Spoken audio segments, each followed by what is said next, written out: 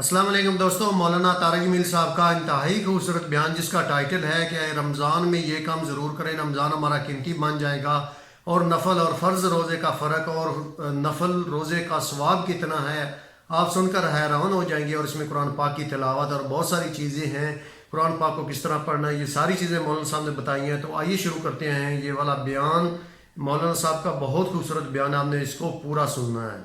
تو میرے نبی نے نفل فرمایا، جس نے نفلی روزہ رکھا اور پھر ساتوں بر اعظم سونے سے بھر کے اسے دے دیے جائیں کہ یہ آپ کے روزے کا بدلہ ہے، تو اللہ کے نبی نے فرمایا کہ یہ سونے سے بھرا ہوا 7 بر اعظم کا جہان اس نفل روزے کا بدلہ نہیں بن سکتا، اللہ اس کا بدلہ دے گا۔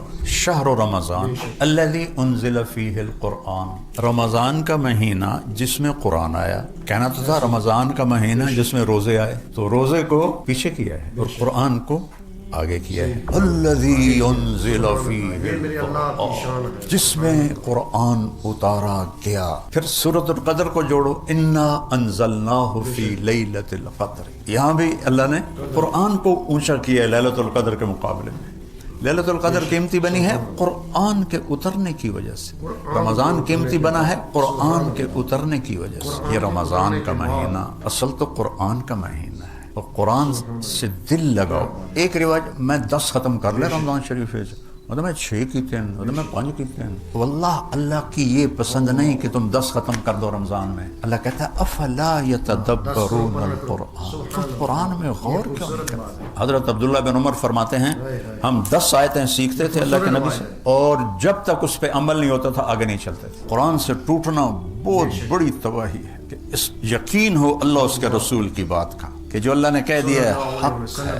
شہنشاہ اعظم یہاں سے ہاتھ میرا کندھا پکڑ کے کہتا ہے طارق جمیل تو ایمان والا ہے، میں تجھ سے بات کرنا چاہتا ہوں۔ ایمان والا ہے نا زینب، تو ایمان والی ہے نا، میں تجھ سے بات کرنا چاہتا ہوں۔ اللہ الرحمن الرحیم، والصلاة والسلام علی سیدنا و مولانا محمد وعلی آلہ واصحابہ اجمعین، اما بعد، فاعوذ باللہ من الشیطان الرجیم، بسم اللہ الرحمن الرحیم۔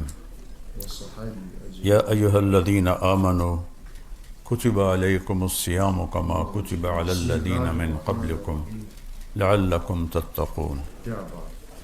وقال تعالی شہر رمضان الذی انزل فیہ القرآن ھدی للناس وبینات من الہدی والفرقان فمن شہد منکم الشہر فلیصم۔ وقال النبی صلی اللہ تعالی علیہ وسلم من صام یوما تطوعا ثم اعطی ملء الارض ذهبا لم یستوف ثوابه دون یوم الحساب۔ معزز خواتین و حضرات، رمضان کے مہینے کی آمد ہے، اس کی قیمت ایک حدیث سے آپ معلوم کریں کہ میرے نبی نے فرمایا قیمتی مہینہ جس نے نفل روزہ رکھا، من صام یوما تطوعا، جس نے نفل روزہ رکھا۔ اور حضرت علی رضی اللہ تعالیٰ عنہ نفل اور فرض کا فرق بتاتے ہیں۔ جس کا فرض روزہ چھوٹ گیا پھر وہ قیامت تک اس کی قضا دیتا دیتا دیتا دیتا قیامت تک بلا ناغہ، اور وہ مر گیا۔ اس ایک روزے جو اس سے چھوٹا تھا اس کے اجر کو نہیں پا سکتا، فرض کی اتنی قیمت ہے۔ تو میرے نبی نے نفل فرمایا، جس نے نفلی روزہ رکھا اور پھر 7 بر اعظم سونے سے بھر کے اسے دے دیے جائیں کہ یہ آپ کے روزے کا بدلہ ہے، تو اللہ کے نبی نے فرمایا کہ یہ سونے سے بھرا ہوا 7 بھر کے، سبحان اللہ، اللہ اکبر صلی اللہ علیہ وسلم۔ تو جی ناظرین، آپ نے سنا مولانا طارق جمیل صاحب کا کتنا خوبصورت بیان تھا، جو کہ اس کے حوالے سے تھا کہ نفلی روزہ جو ہے اس کی قدر و قیمت کیا ہے۔ فرض روزے کے حوالے سے انہوں نے ایک حدیث بھی شیئر کی کہ فرض روزہ جو ہے اگر کسی بندے کا چھوٹ جائے تو قیامت تک وہ جتنا بھی کرتا رہے کہ جتنے مرضی نفلی روزے رکھ لے تو وہ اس کے ثواب کو نہیں پہنچ سکتا.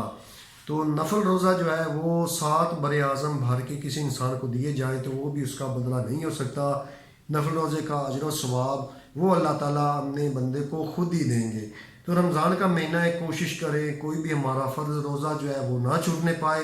اس میں زیادہ سے زیادہ عبادت کرے، قرآن کو خوبصورت طریقے سے پڑھے اور اس کو ایک ایک لفظ جو ہے وہ سمجھ کر پڑھیں. اگر سمجھ کر پڑھیں گے تو اس کا ثواب علیحدہ سے ہوگا، اللہ تعالیٰ ہمیں اجر بھی اس کا دے گا. اور رمضان میں ایک اور خوبصورت چیز ہے کہ نفل جو ہے اس کا ثواب بڑھا کے فرض کے برابر کر دیا جاتا ہے، اور فرض جو ہے اس کو 70 کے برابر جو ہے وہ ضرب دی جاتی ہے. یعنی کہ رمضان کے علاوہ اگر آپ ایک نیکی کرتے ہیں وہ ایک کا بدلہ 1 سے ملے گا. اگر رمضان میں وہی نیکی کریں گے تو ایک کو ضرب 70 سے دی جائے گی، یعنی کہ ایک نیکی کا بدلہ 70 نیکی کے برابر ملے گا. تو رمضان کو قیمتی بنائیں، اس میں روزے بھی رکھیں، عبادات بھی کریں اور جھوٹ بولنے سے پرہیز کریں، حرام کھانے سے پرہیز کریں. اللہ تعالیٰ ہمیں جو ہے ان چیزوں پر عمل کرنے کی توفیق عطا فرمائے، رمضان کے روزے صحیح رکھنے کی توفیق عطا فرمائے، زیادہ سے زیادہ قرآن پڑھنے کی توفیق عطا فرمائے.